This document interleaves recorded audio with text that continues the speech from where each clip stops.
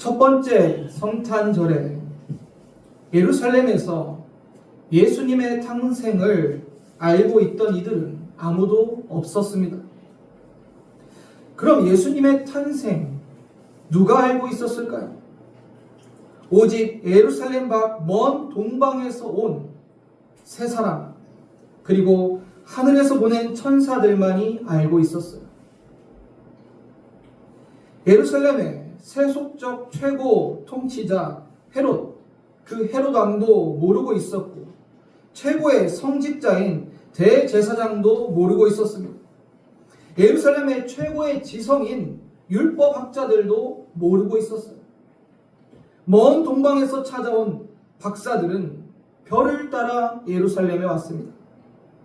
그들은 오직 별의 인도함을 따라 예루살렘까지 오게 됩니다. 왜 그들이 그곳까지 오게 되었나요? 유대인의 왕으로 태어난 이에게 경배하기 위해서 온 것입니다. 그리고 당연히 유대인의 왕이 태어난다고 하니 헤롯 왕궁으로 찾아갔죠. 하나님께서는 이방인이었지만 이 동방의 사람들을 통해 베들레헴에 탄생하신 예수님을 계시하시기 위해 그들을 사용했습니다. 헤롯은 동방에서 찾아온 이들로부터 예수님의 탄생에 대한 이야기를 듣게 됩니다. 그리고 이에 대해서 대제사장들과 율법학자들에게 묻습니다. 그리고 대제사장과 율법학자들은 이사야서를 찾아서 메시아에 관해서 헤롯 왕에게 보고를 하죠. 그들은 성경은 가지고 있었지만 그것을 살아있는 하나님의 말씀으로 지니고 있지를 못했어요. 가장 강력한 통치 권력을 가지고 있고 율법에 대해서 가장 많은 지식을 알고 있었던 그 그룹이 오히려 하나님의 역사를 알지 못하고 있는 것입니다. 그리고 그들은 진정 경배를 받으셔야 할 뿐 예배를 받으셔야 하는 분께 경배와 예배를 드리지 않습니다. 도리어 먼 동방에서 온 이 이방의 박사들만 주님께, 예수님께 경배하러 온 것입니다. 메시아 탄생에 대해서 헤롯 왕과 대제사장, 율법학자들, 그리고 이 동방의 사람들 분명히 다른 신앙의 모습을 보입니다. 그리고 전혀 다른 반응을 하고 있어요.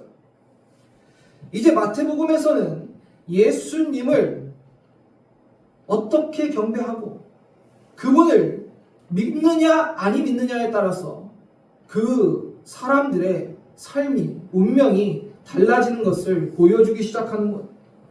하나님의 진정한 백성이 되는 것은 이제 혈통이 아니라 예수 그리스도를 믿고 그분에게 예배하는 자들, 그들에게 하나님의 백성이 되고 그들이 곧 주님의 백성이 된다는 것을 마태복음은 가르쳐주고 있는 것입니다.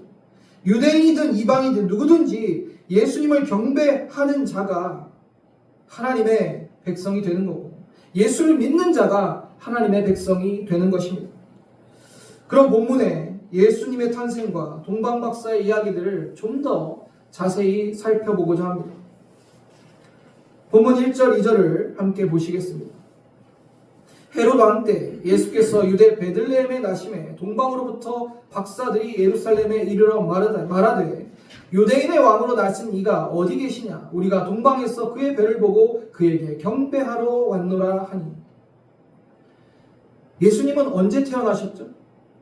오늘 본문에 봤을 때 헤롯 왕 때 태어났어요. 헤롯 왕 때. 헤롯은 어떤 사람이냐? 원래 헤롯은 유대 왕이 될 수 없는 사람이었어요. 그 헤롯은 이둠의 에돔 사람이었어요. 그런데도 그가 권모술수를 부려서 로마의 환심을 사서 유대 왕위에 올랐어요. 그는 권력에 대한 집착이 너무 강했어요. 아들과 아내, 어머니마저 정적으로 여기고 죽이기까지 했습니다. 이런 포악한 헤롯 왕의 통치 기간에 예수님이 탄생하신 거예요. 다윗의 고향 유대 베들레헴에 다윗의 혈통으로 메시아 예수님이 나셨다는 것입니다. 그리고 하나님의 섭리 가운데 동방의 박사들은 예수님의 탄생을 미리 알고 별을 따라 예수님께 경배하러 왔습니다. 동방은 과거 바벨론과 페르시아가 지배했던 지역으로 보여집니다. 박사로 번역된 마고스는 철학, 과학, 이런 모든 것을 포함한 동방의 지혜를 소유한 사람들을 폭넓게 가리키는 말이에요. 그 박사들이 지금 예루살렘에 방문했고, 그리고 예수님의 탄생을 이야기하고 있는 것입니다. 지금 동방의 박사들이 왜 예루살렘에 왔다라고 성경이 기록하고 있습니까? 경배하러 왔다는 거예요. 경배하다라는 뜻은 프로스케네오 원어로 신에게 무릎을 꿇고 엎드려 예배하다라는 뜻이에요. 한마디로 동방에서 온 이 박사들은 예수님께 예배하러 온 거예요. 그들은 이방인이었어요. 이교도였어요. 그런데도 베들레헴에 탄생하신 예수님께 예배하러 왔어요. 그때 예루살렘의 왕이었던 헤롯의 반응은 어떠했습니까?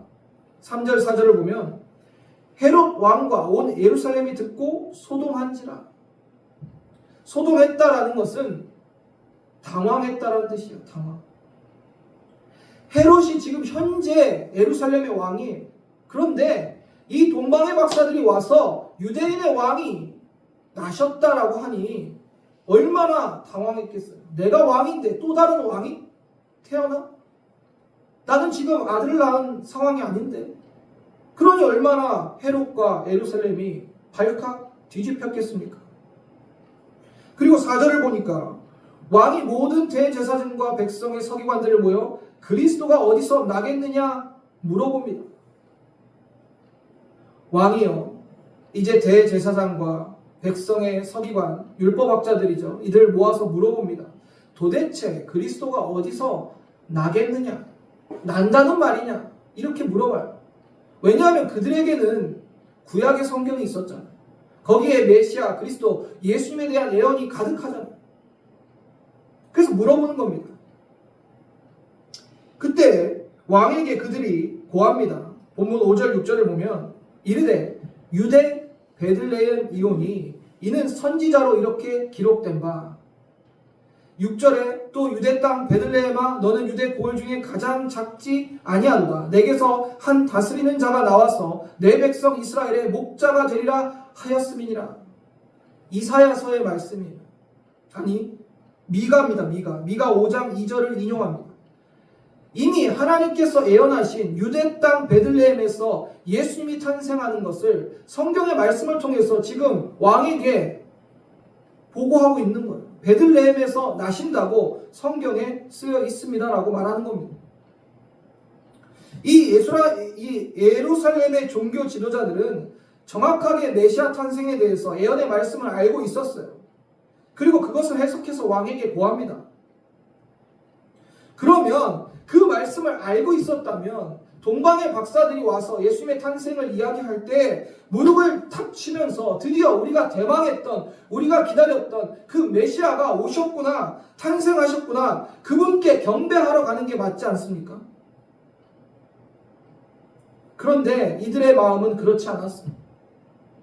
헤롯 왕과 그들은 전혀 다른 꿍꿍이로 예수님께 경배하러 가겠노라라고 박사들에게 이야기해요. 7절을 보시면 이에 헤롯이 가만히 박사들을 불러 별이 나타난 때를 자세히 묻고 베들레헴으로 보내며 이르되 가서 아기에 대해서 자세히 알아보고 찾거든 내게 고하여 나도 가서 그에게 경배하게 하라. 자, 표면적으로는 이 동방의 박사들에게 이렇게 이야기하는 거예요. 이보시오, 별이 언제 나타났소? 그리고 어서 베들레헴에 가서 아기가 어디서 태어났는지 좀 자세히 알아보고 나한테 알려주시오. 나도 가서 경배하고 싶소라고 이야기합니다. 그러나 이 숨은 의도는 뭐죠? 속에 꿍꿍이가 있어요. 그것은 그 정보를 파악해서 예수님을 죽이려고 하는 거예요. 헤롯의 마음은 그거였어요. 예수님께 경배할 마음이 전혀 없어요. 그는 자신의 자리, 자신의 지위, 자신의 권력을 위협하는 존재로 예수님을 여겼어요. 사랑하는 성도님들, 예수님이 탄생하신 헤롯 왕의 시대, 동방박사들과 그리고 헤롯 왕과 대제사장, 율법학자들은 전혀 다른 모습으로 예수님을 그들의 마음 속에, 그들의 믿음 속에, 그들의 신앙 속에 나타내고 있는 것입니다.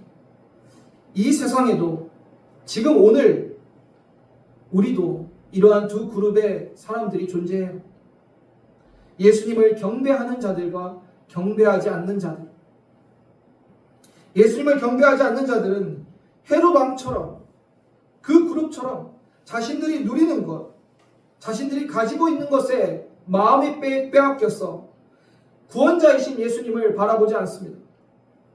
율법학자들처럼 지식은 있으나 행하지 않습니다. 2004년, 2024년 성탄절에도 분명히 두 그룹으로 나누어질 거예요. 예수님께 경배하는 자들과 경배하지 않는 자들. 예수님을 경배하는 신자들, 그리고 경배하지 않는 불신자들로 나누어지는 거예요. 사랑하는 성도님들, 성탄절은 예수님은 우리를 구원하시기 위해 이 땅에 오신 우리의 주님이십니다. 그리고 주님이 이 땅에 오심을 기념하는 날이에요. 아이들에게 성탄절을 하면 먼저 무엇이 생각나냐고 물어본다면 어떤 대답이 나올까요? 대부분은 산타, 루돌프, 선물, 이 세 가지 답은 나올 거예요. 여러분, 성탄의 주인공은 산타가 아닙니다. 성탄의 주인공은 예수 그리스도이십니다. 그러나 세상의 불신자들은 성탄의 주인공이 예수님인 것을 인정하지 않아요. 예수님께 경배하지도 않습니다. 저마다 즐길 거리, 먹을 거리, 이런 것 쫓아서 성탄절을 보내요. 한 목회자가 성탄절에 세상 사람들의 일기를 한 줄로 표현하면 이럴 것이다 라고 이야기하더라고요. 먹고 마시고 즐겁게 놀았다. 그런 날이에요. 세상 사람들은 그냥 먹고 마시고 즐겁게 노는 날이에요. 그러나 우리의 믿음의 선배들은 어떻게 이야기했습니까? 퀴스트는, 성탄절은 인간 역사의 주인공이 교체되는 기념하는 날이다, 이렇게 말했고, 파스칼은 성탄절은 인간을 설득하기 위해 하나님의 마지막 카드가 도착한 날이다. 토저는 하나님의 겸손과 인간의 존귀함이 만나는 날이 성탄절이다. 표현은 다르지만 결국 예수 그리스도가 주인공이시라. 예수님이 성탄의 주인이세요. 이 땅에 오신 예수님이 모든 인류를 구원하시기 위해 오신 너무나도 중요한 날이라는 거죠. 그리고 우리는 성탄절에 오직 예수님께 경배해야 되는 것입니다. 여러분은 어떤 그룹입니까? 당연히 내가 교회에 다니고 있으니 예수님께 경배하는 그룹입니까? 난 예수님을 믿는 신자라고 말하니 정말 신자답게 주님께 예배하고 있습니까? 여러분의 성탄절은 어떻게 맞이하고 계십니까? 앞서 말씀드렸듯이 경배하다는 신에게 엎드려 무릎 꿇고 예배하는 것. 여러분은 진정 주님을 경배하고 계십니까? 아기 예수님이 이 땅에 오신 성탄의 의미를 기억하며 과연 나는 예수님께 무릎 꿇고 있는지, 편안한 의자에 앉아서 예배를 구경하듯이 보며 입술이 굳어져서 찬양하지도 아니하고 아멘하지도 아니하고 예배를 드리는 것이 아니라 그냥 지켜보고 돌아가는 모습은 나에게 없습니까? 헤롯 왕처럼, 그리고 율법학자들처럼 자신이 가지고 있는 것, 누리고 있는 것, 이것에 눈이 가려서 주님을 바라보지 못하고, 내가 오랜 세월 교회를 다녔기 때문에 말씀을 알고 지식은 있으나 행함이 없는 나의 모습은 없으십니까? 시편 150편 6절에 이렇게 하나님 말씀하세요. 이 율법의 말씀을 실행하시지 아니하는 자는 저주를 받을 것이라 할 것이요 모든 백성은 아멘 할지니라.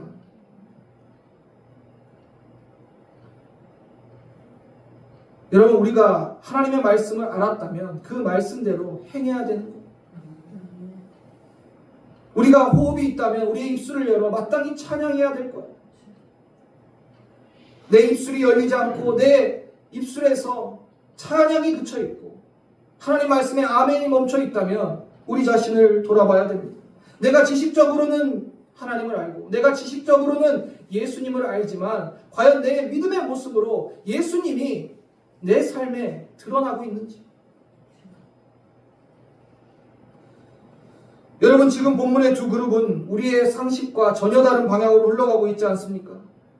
메시아이신 예수께서 탄생하실 때 그 땅에 오신 예수님, 그 땅에 살고 있던 유대인들은 아무도 예수님께 경배하러 가지 않았습니다. 아무도 예배하러 가지 않았다는 거예요. 그러나 오직 동방의 이방인들, 이들만이 예수께 경배하러 갔어요. 왕과 대제사장, 율법학자들은 겉으로는 신자처럼 보여요. 겉으로는 하나님 백성이라고 이야기해요. 그러나 그들은 하나님의 백성도 신자도 아니었어요. 왜? 예수님께 예배하지 않았습니까? 예수님을 경배하지 않았습니까? 그게 무슨 신자입니까? 그러나 이방인 박사들은 겉으로는 불신자처럼 보여요. 이방인처럼 보여요. 이교도처럼 보여요. 그러나 그들은 예수님께 경배했어요. 이들이 신자입니다. 본문 9절 10절을 보시겠습니다. 박사들이 왕의 말을 듣고 갈새 동방에서 보던 그 별이 문득 앞서 인도하여 가다가 악이 있는 곳 위에 머물러 서 있는지라. 그들이 별을 보고 매우 크게 기뻐하고 기뻐하더라. 헤롯 왕의 말을 듣고 이제 베들레헴으로 떠난 동방 박사들이 그 동방에서 봤던 별이 베들레헴 위에 떠 있는 것을 봅니다. 그리고 아기 예수 있는 곳에 그 별이 멈추죠. 그리고 그들이 아기 예수의 탄생을 알고 어떻게 했다고요? 크게 기뻐하고 기뻐했다는 거예요. 여러분, 예수님의 탄생이 여러분에게 큰 기쁨이 되시는 거 맞으십니까? 네. 정말 큰 기쁨이에요. 이보다 더한 기쁨이 어디 있어요? 유대인들은요, 그렇게 간절히 기다렸어요. 누구를요? 예수님을 기다렸어요. 메시아 예수를 그렇게 기다렸어요. 그런데 예수님이 탄생한 그 첫 번째 성탄, 그때에 아무도 예수님을 찾지 않아요. 아무도 예수님을 찾지 않아요. 아무도 기뻐하지 않았어요. 오직 이 이방의 박사들만 크게 기뻐하고 기뻐했다는 거죠. 요한복음의 말씀처럼 예수님은 자기 땅에 오셨지만 자기 백성들이 영접하지 아니했던 거죠. 그럼 이 동방의 박사들은 어떠한 예배로 예수님께 영광을 올렸을까요?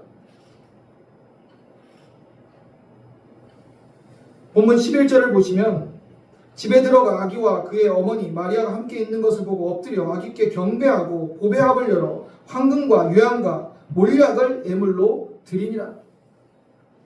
동방 박사들이 예수님께 나아갑니다. 이제 드디어 예수님을 만난 거죠. 그리고 엎드려서 경배합니다. 엎드려서. 그들은 어떤 사람들이었냐? 그들은 예수님의 탄생을 미리 알고 준비했던 사람들이에요. 또한 왕이신 예수님을 만나기 위해서 머나먼 여정을 마다하지 않고 찾아올 만큼 헌신적인 사람들이었어요. 또한 그들은 황금과 유향과 몰약을 예물로 드렸습니다.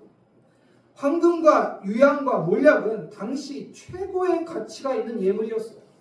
자신이 드릴 수 있는 최고의 예물을 누구한테 드렸다고요? 예수님께 드린 거예요. 최고의 예물로 최고의 예배를 예수님께 드린 겁니다. 이것이 진정한 경배의 모습 아닙니까?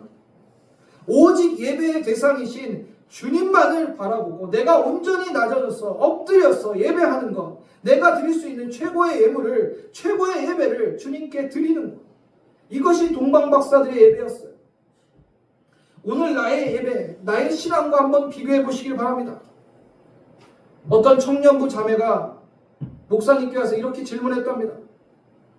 목사님, 집이 너무 멀어서 교회 오기가 힘듭니다. 어떻게 하면 좋겠습니까? 이런 질문을 했대요. 근데 목사님이 이 자매에게 호통을 치며 말씀하셨대요. 집이 중심이 아니라 교회가 중심이지. 교회가 멀면 더 일찍 일어나서 더 일찍 나와서 교회 오면 되지 않느냐. 너에게는 네 집이, 네 삶이 그것이 중심이냐라고 목사님이 가르쳤대요. 목사님 너무하신 것 같죠? 그렇지 않습니까? 여러분 어떻게 생각하세요? 아니 목사님, 집이 멀어서 교회 오기 좀 힘들 수 있잖아요. 일이 바빠서 교회에 못 나올 수도 있잖아요. 어떤 상황과 형편이 우리에게 있을 수 있잖아요. 여러분 동방박사들의 모습을 한번 보십시오. 그들의 상황이 형편이 예수님께 예배할 만한 상황 형편이었을까요? 우선 거리는요, 말해 무엇합니까? 엄청나게 멀었어요. 너무나 먼 곳에서 왔어요. 예루살렘까지. 거리조차도 문제가 안 된 거예요. 예수님께 예배하러 경배하러 오는 그 길이 그들에게는 거리도 문제가 안 되고 그 길이 아무리 험한 것도 문제가 안 됐어요. 그리고 당시에 최고 귀한 황금과 유향과 몰약을 갖고 오고 있으니 언제라도 강도를 만날 수도 있고 그 강도들에게 죽임을 당할 수 있는 위험이 있었어요. 그러나 그것을 마다하지 않고 두려워하지 않고 왕이신 예수님께 경배하러 온 거예요. 이것이 진짜 신앙의 모습 아닙니까? 여러분 신앙은요, 나를 증명하는 것이 아닙니다. 신앙은 주님을 증명하는 거예요. 내가 입을 열면 주님을 찬양하고 주님의 높고 위대하심을 높이는 것이 신앙의 모습이에요. 주님만을 증거하는 거예요. 그런데 우리는 내가 신앙인이라 하면서 자꾸 나를 증명하려고 해요. 내 상황이 어떻고 내 형편이 어떻고 내가 어떻고 내가가 나와요. 헤로단과 대제사장 율법학자들이 자신들의 지위와 소욕과 이것이 중심이었어요. 자신들을 증명하고 싶었어요. 그러나 동방박사들은 우리가 우리가 경배하러 온 예수님이 누구인지 그들의 모든 삶으로 증명해내고 있잖아요. 여러분 교회는 인본주의가 제일 위험합니다. 사람이 중심이 되고 사람의 생각으로 교회의 일을 결정하는 것이죠. 교회는 오직 주님이 중심이 되어야 돼요. 하나님의 말씀이 중심이 되어야 되고 오직 진리가 선포되어야 됩니다. 제가 처음 설교자로 강단에 섰을 때부터 제가 하나님께 약속한 게 있습니다. 하나님, 제 일평생 이 설교의 사역이 끝날 때까지 제가 설교할 때 제 앞에 예수님이 앉아 계신다고 믿고 설교하겠습니다. 전 설교 전에 항상 기도해요. 사람 눈치 보지 않게 해달라. 저를 드러내지 않게 해달라. 오직 예수님만 바라보고 예수님만 드러나게 해 주십시오. 하나님의 말씀의 진리를 있는 그대로 전하게 하여 주시옵소서. 그게 저의 기도예요. 여러분 사실 진리는 불편합니다. 죄성이 있는 인간에게 의로우신 하나님의 말씀이 어떻게 편할 수가 있겠어요? 제가 평신도였을 때 어떤 목사님의 설교를 들으면 설교가 너무 센 거예요. 불편해요. 소화가 안 돼요. 아멘이 쉽지 않아요. 그리고 어떤 목사님의 설교를 들으면 그냥 죽 넘어가듯이 너무 편해요. 아멘도 잘 돼요. 그런데 분명한 차이가 있더라고요. 듣기 편한 설교는 신앙의 성장이 없다. 그냥 듣고 교회 문에 나가면 잘 잊어버려요. 근데 마음속에 막 찔림이 오고 막 불편한 설교는 계속 마음에 맴돌고 계속 기억나고 그 말씀 때문에 잠도 잘 못 이루고 계속 내 마음이 요동쳐요. 뒤 흔들려요. 그런데 그러한 설교가 신앙을 자라게 하더라고요. 여러분 진리는요, 하나님의 말씀은요, 마냥 듣기 편한 것이 아닙니다. 히브리서 4장 12절 함께 읽어보겠습니다. 하나님의 말씀은 살아있고 활력이 있어 좌우에 날선 어떤 검보다 예리하여 혼과 영과 및 관절 골수를 찔러 쪼개기까지 하며 또 마음의 생각과 뜻을 판단하니. 하나님의 말씀이 내 영혼을 찔러 쪼개기까지 하는데 그게 어떻게 편하기만 할 수 있겠습니까? 그런데 놀라운 것은 그 말씀으로 나에게 부딪혀오는 그 불편함이 우리의 신앙의 성장통이라는 거예요. 그 성장통을 잘 넘어가면 신앙의 성장을 이루고 전에 깨닫지 못한 영적 진리를 알고 주님을 더욱 깊이 알아가는 놀라운 기쁨을 누리게 됩니다. 그런데 그것을 넘어가지 못하면 신앙의 성장은 없는 거죠. 진리를 깨닫게 되면 신앙의 모습이 달라져요. 신앙이 성장한 사람은 나를 증명하는 사람이 아니라 주님을 증명하는 사람으로 변화됩니다. 사랑하는 성도님들, 우리 아가페 교회는요, 우리 자신을 증명해서는 안 돼요. 우리 자신이 드러나서도 안 돼요. 우리가 따르는 예수님이 누구신지, 그분의 말씀이 무엇인지가 드러나야 되는 거예요. 신앙은 주님을 증명하는 거예요. 주님이 어떤 분인지, 주님의 말씀이 무엇인지, 이것을 나의 온 삶으로 드러낼 수 있어요. 오늘 동방의 박사들은요, 자신의 온 삶으로 주님이 누구신지, 그들이 경배하는 분이 누구신지 드러내고 있잖아요. 증명하고 있잖아요. 함께 경배할 모든 준비를 하고 불평과 추정 한 번 없이 그 머나먼 길을 와서 베들레헴 아기 예수님께 엎드려서 예배하고 있어요. 황금과 유황과 물량의 최고의 예물을 드리면서 그들은 성탄, 첫 번째 성탄 그날 예수님께 최고의 예배를 드린 유일한 사람들이었어요. 사랑하는 성도님들, 여러분의 모습이 예수님을 증명하는 거예요. 여러분이 예배하는 대상인 예수님이 어떤 분인지를 증명하는 거예요. 예배 시간 다 돼서 늦게 오는 모습, 세상 사람들이 보면 어떠한 예수님으로 그들이 받아들이겠습니까? 너희가 예배하는 대상인 예수님은 10분, 15분, 20분 늦게 와도 되는 분이구나. 우리가 주님을 위해 헌신할 때도 마찬가지. 나 할 거 다 하고, 나 누릴 거 다 누리고, 나 즐길 거 다 하고, 내가 쓸 거 다 쓰고 남은 것을 주님 앞에 헌신한다면 세상 사람들도 그래, 네가 헌신하는 대상인 예수님은 그 정도구나 라고 받아들일 거예요. 그러나 여러분, 예수님께 여러분이 어떠한 헌신으로 서 있느냐가 여러분이 믿는 그 예수님이 누구신지를 세상에 증명하는 것을 여러분 기억하셔야 돼요. 저는 제 심장을 터뜨려서 제 뼈를 녹여서라도 주님을 증거하고 싶고 증명하고 싶습니다. 그게 제 소원이에요. 다른 게 뭐 있겠습니까, 목사는? 오직 예수님을, 그분만을 증거하고 증명해내는 게 제가 할 일이죠.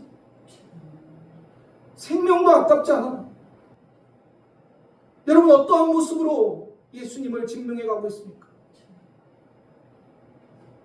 사랑하는 성도님들, 성탄에 오신 예수님은 만왕의 왕이시고 하나님이십니다. 진정한 예배를 받으실 유일하신 분이에요. 헤롯 왕의 그룹들 잘 기억하세요. 지금도 똑같습니다. 헤롯 왕의 그룹 같은 사람들이 훨씬 많아요. 교회 안에도 있어요. 세상에는 더 많고요. 그렇지만 동방 박사들 같은 이러한 경배를 하는 자들도 분명히 있다는 거예요. 우리가 그러한 예배를 예수님께 드렸으면 좋겠습니다. 우리가 어떠한 예배로 주님께 나의 예배는 어떠한지, 드려지고 있는지 돌아보기를 바랍니다. 이번 성탄절은 이방인이었지만 예수님께 최고의 예배를 드린 동방 박사들처럼 예수님께 최고의 예배를 드리는 우리 아가페 교회 성도님들 되시기를 주님의 이름으로 간절히 축원합니다.